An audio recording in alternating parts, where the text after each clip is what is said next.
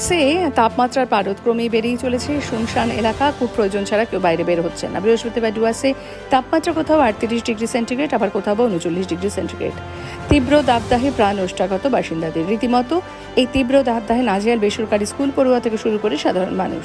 বিশেষ করে স্কুল পড়ুয়াদের দারুণভাবে অসুবিধার সম্মুখীন হতে হচ্ছে। চোখ জ্বালা থেকে শুরু করে জ্বর সবটাই দেখা দিচ্ছে। রীতিমতো ছোট থেকে বড় সবাই ডাবের জল কিংবা আখের রস পান করে তৃষ্ণা মেটাচ্ছে। এদিন সকাল থেকে সূর্যের তেজ ছিল প্রখর। বেলা বাড়ার সাথে সাথে তাপমাত্রা আরও বাড়তে থাকে। বৃষ্টির ছিটেফোঁটা নেই, অস্বস্তিতে গোটা ডুয়ার্স।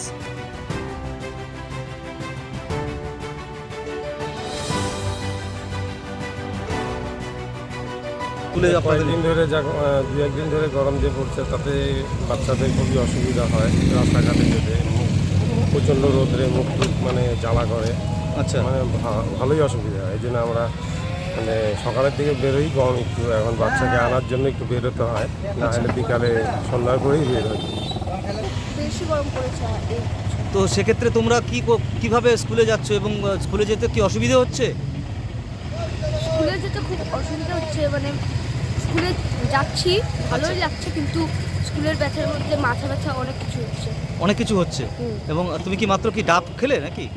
না, আমি ডাব খেলাম না। ও আচ্ছা, আখের রস খেলে। হ্যাঁ। আচ্ছা, তুমি কোন স্কুলে পড়ো? আমি বিনাপানি শিশু নিকেতন কোন ক্লাসে পড়ো? ক্লাস 4-এ পড়ি।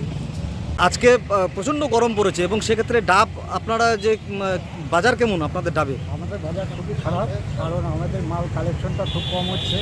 রেটটা ফট করে বেড়ে যাওয়াতে আমাদের এখন মনে করো হাই রেটে মাল কিনতে হচ্ছে, বিক্রি করতে হচ্ছে। আমরা 50 টাকা বিক্রি করতেছি, তার মধ্যে মনে করো 5 টাকা 7 টাকা লাভ হয়, এমন কিছু লাভ হচ্ছে।